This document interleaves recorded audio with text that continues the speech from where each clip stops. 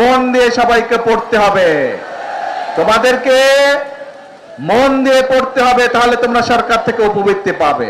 আমাদের আজকের অনুষ্ঠানের মাননীয় প্রধান অতিথি গণপ্রজাতন্ত্রী বাংলাদেশ সরকারের মাননীয় প্রধানমন্ত্রী শহীদ প্রেসিডেন্ট জিয়াউর রহমান ও আপসহীন নেত্রী মরহুমা বেগম খালেদা জিয়ার সুযোগ্য উত্তরসূরি সবাই চিনে আমাকে, আগামীর বাংলাদেশ লাগবে না বলতে, সবাই চেনেন, সবাই চেনেন, তাহলে পরিচয় দেওয়া লাগবে না। লাগবে পরিচয় দেওয়া?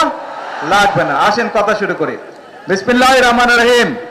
প্রিয় উপস্থিত, আজকের এই জনসভায় উপস্থিত মুরব্বীবর্গ, উপস্থিত মা বোনেরা, প্রিয় এলাকাবাসী ভাই বোনেরা এবং উপস্থিত আমার দলীয় নেতা কর্মী ভাইরা, আসসালামু আলাইকুম। কেমন আছেন সবাই? হ্যাঁ, আলহামদুলিল্লাহ। ভালোই থাকতে হবে আমাদেরকে। কেন ভালো থাকতে হবে?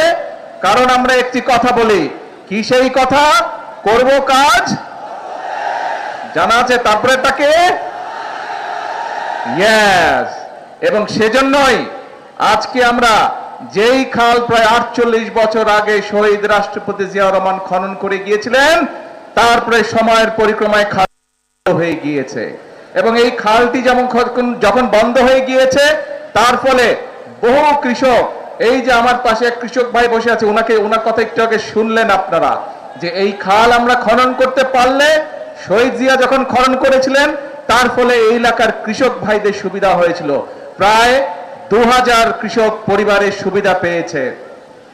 13 কিলোমিটার লম্বা খাল, বহু মানুষের সুবিধা পাবে, শুধু কৃষক ভাইরা না, খালের দুই পাশে যারা থাকে তারাও পানির সুবিধা পাবে। কাজেই এই খালটি খনন করতে হবে। এইরকম আমরা সারা বাংলাদেশ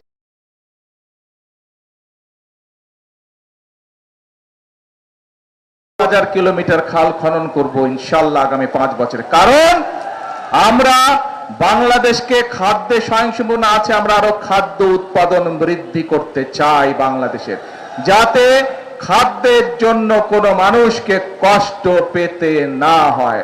আল্লাহ রাব্বুল আলামিন বাংলাদেশের মাটি এত উর্বর করে দিয়েছেন যে আমরা যদি সময় মতন পানি দিতে পারি, তাহলে আলহামদুলিল্লাহ আল্লাহর রহমতে এখানে ফসল পড়ে। ঠিক না কৃষক ভাই? পানি ঠিক মতন দিলেই ফসল ফলে।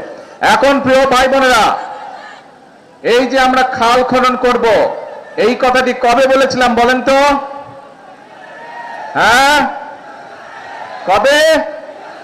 ইয়েস, নির্বাচনের আগে বলেছিলাম। কারণ আমরা জানি খাল খননের ভিতর দিয়ে কৃষক ভাইদের উপকার হবে। কৃষক ভাইদের উপকার হলে কৃষকরা ধীরে ধীরে স্বাবলম্বী হবে, এবং কৃষকরা স্বাবলম্বী হলে এই দেশের অর্থনীতি